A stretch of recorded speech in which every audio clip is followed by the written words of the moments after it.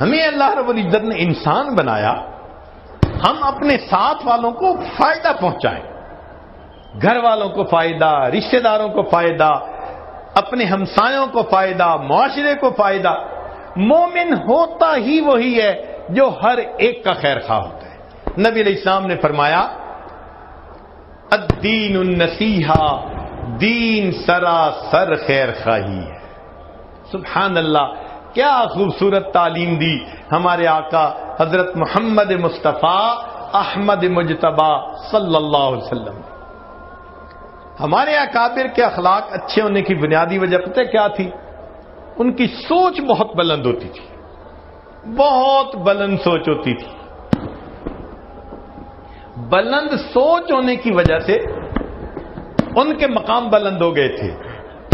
آپ غور کریں کہ ایک پتنگا ہے، اس کو پروانہ کہتے ہیں، اسی سے ملتا جلتا ایک اور ہے جس کو مکھی کہتے ہیں، اس کے بھی دو پر، اس کے بھی دو پر، اس کو پروانہ نہیں کہتے، حالانکہ یہ اس سے ملتا جلتا ہے، سائز بھی ایک جیسا، مگر اس کو پروانہ کہیں گے اور اس کو مکھی کہیں گے۔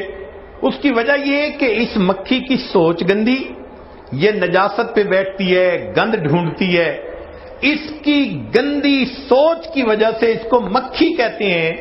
اور پروانہ کس کو کہتے ہیں؟ جو روشنی کے اوپر، نور کے اوپر اپنے آپ کو فدا کرتا ہے۔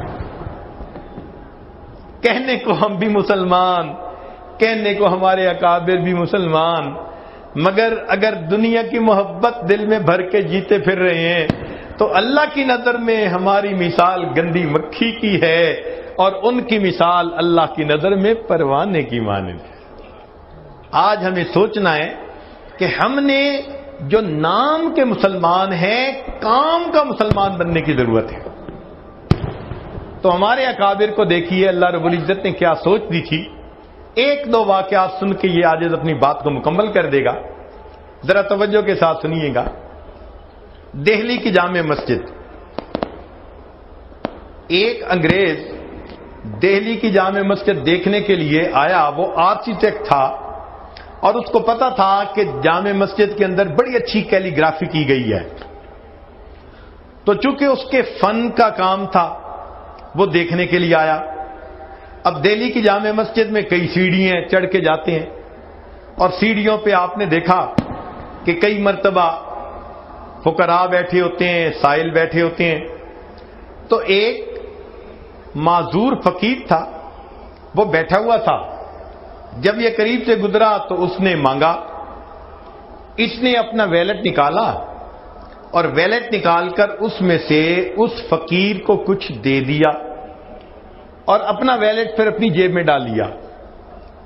اپنی طرف سے تو اس نے جیب میں ڈالا، لیکن حقیقت میں اس کا ویلٹ گر گیا۔ اب یہ چلا گیا مسجد میں، وہاں جا کے اس نے کیلیگرافی دیکھی، بڑی پسند آئی، اس نے فوٹوگرافی کی۔ اس کی بیوی بھی اسی شعبے سے تعلق رکھتی تھی۔ وہ گھر گیا اور گھر جا کر اس نے اپنی بیوی کو بتایا کہ بھئی کتنا اچھا کام کیا ہوا ہے، ہسٹوریکل کام ہے۔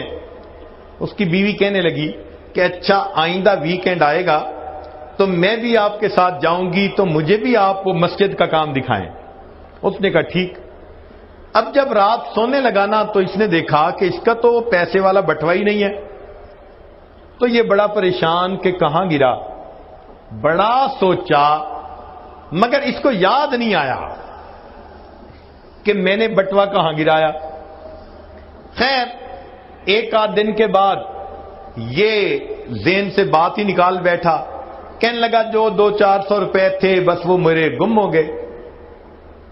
جب اگلا ویکینڈ آیا تو یہ اپنی بیوی کو لے کے دہلی کی جامع مسجد دکھانے کے لیے آیا۔ اب جب یہ سیڑھیوں پہ چڑھ رہا تھا نا تو اس نے دیکھا کہ وہی معذور فقیر جسے پچھلی مرتبہ اس نے پیسے دیے تھے وہ اس کی طرف آ رہا ہے۔ تو اس نے سوچا پچھلی مرتبہ پیسے دیے تھے، پھر اس نے مجھے دیکھا تو امید لگی کہ یہ ضرور دے گا، تو یہ مجھ سے پیسے مانگنے آ رہا ہے۔ لیکن وہ فقیر جب قریب آیا تو وہ کہنے لگا کہ جناب وہ پچھلی مرتبہ آپ نے جب مجھے پیسے دیے تھے تو شاید یہ آپ کا بٹوا تھا جو گر گیا، میں نے آپ کو ڈھونڈنے کی کوشش کی مگر آپ نکل گئے، تو میں نے اپنے پاس رکھا ہوا ہے، آپ اپنا بٹوا لے لیجئے۔ اب اس انگریز نے بٹوا دیکھا، اپنی چیزیں دیکھیں، ڈاکومنٹس دیکھے، ہر چیز بالکل ٹھیک تھی۔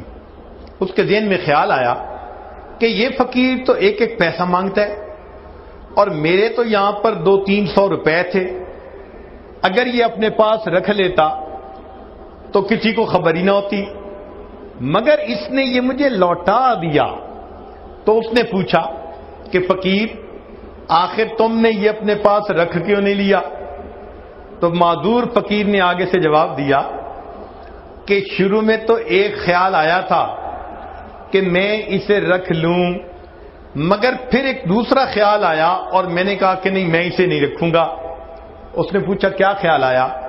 تو وہ معذور فقیر کہتا ہے کہ مجھے یہ خیال آیا کہ میں نبی علیہ الصلوۃ والسلام کا امتی ہوں، آپ عیسیٰ علیہ السلام کے امتی ہیں، اگر میں نے آپ کا یہ ویلٹ چوری کر لیا تو ایسا نہ ہو کہ قیامت کا دن ہو اور آپ کے نبی میرے آقا صلی اللہ علیہ وسلم کو گلا دیں کہ تمہارے امتی نے میرے امتی کی چوری کی تھی۔ میں اس خیال کو سوچ کے رہ گیا، میری وجہ سے میرے آقا کو بات نہ سننی پڑ جائے۔ ایک وقت تھا فقیروں کی کیفیت یہ ہوا کرتی تھی، فرشتوں کو دکھانا تھا بشر ایسے بھی ہوتے۔ نبی علیہ الصلوۃ والسلام نے ایسی تعلیمات کی خوش اخلاقی کی کہ جنہوں نے اس کو اپنایا وہ واقعی انسانیت کے لیے فخر ہو گئے۔ کیا خوبصورت سوچ ہوتی تھی۔ آپ سوچئے اگر ہماری سوچ ایسی ہو تو ہم کسی کا نقصان کر سکتے ہیں؟ کسی کی عزت کی طرف میلی نظر ڈال سکتے ہیں؟ ہرگز نہیں۔ یہ ساری باتیں ہی غفلت کی وجہ سے ہوتی ہیں۔ آج اس غفلت کو دور کرنے کے لیے ہم یہاں اکٹھے ہیں۔ اللہ رب العزت ہمیں غفلت سے محفوظ فرمائے اور حقیقی معنوں میں مسلمان بن کر زندگی گزارنے کی توفیق عطا فرمائے۔